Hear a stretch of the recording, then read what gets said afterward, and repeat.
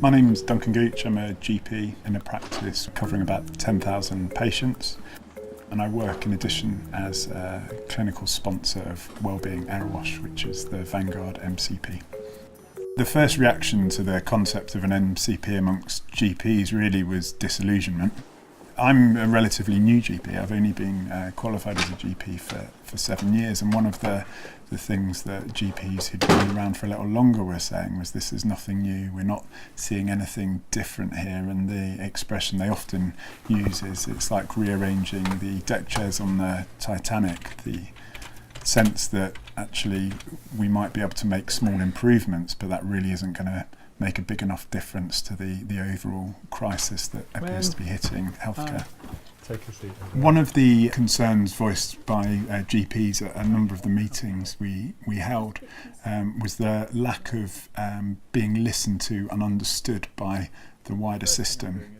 Does it look strange? So from a distance, the voice of the GPs within the MCP is strong and it's respected by the other providers.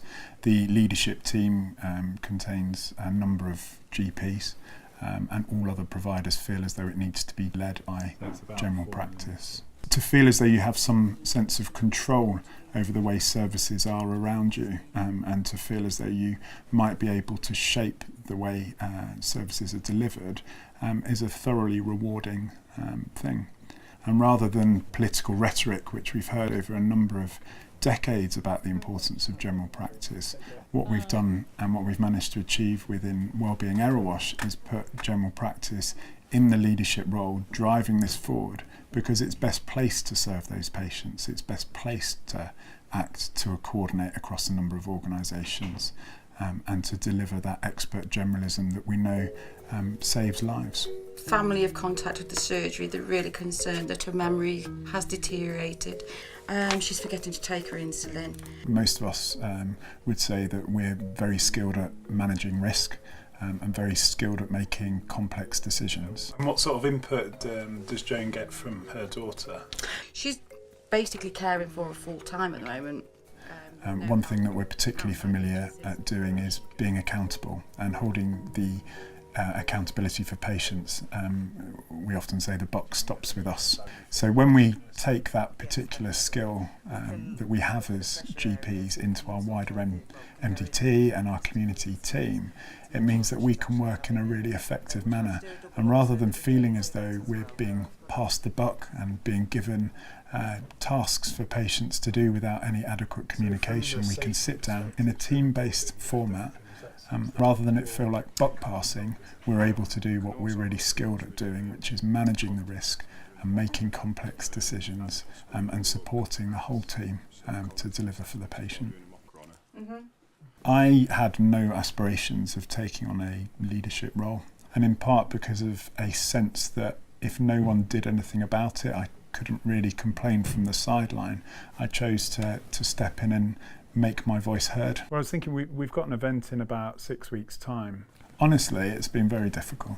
There is a huge personal cost to stepping into that role. You put your head above the trenches and you're going to get shot, and you get criticism, you get contact fairly constantly. The reason I carry on doing it is because I'm effective and I'm making a difference, and I see that difference in my day-to-day practice. I am seeing more and more support for clinical leadership, and I'm being more and more supported by my colleagues from different organisations as well as within our local CCG. And if that support continues to grow, it will attract other local GPs into a leadership role, which in turn will make my role easier. You and Sharon are going to do a visit to then look at the diabetes, some of the medications. We have to do something to change it. We need to take some form of action, and the values that we hold in this area, and I hold as a GP, around working collaboratively and working with the other people that provide care for our patients, is the way that we want to move and we want to change in moving forward. And that's had a massive impact. That's had a massive impact on my day-to-day working life and the patients that I try and look after as well.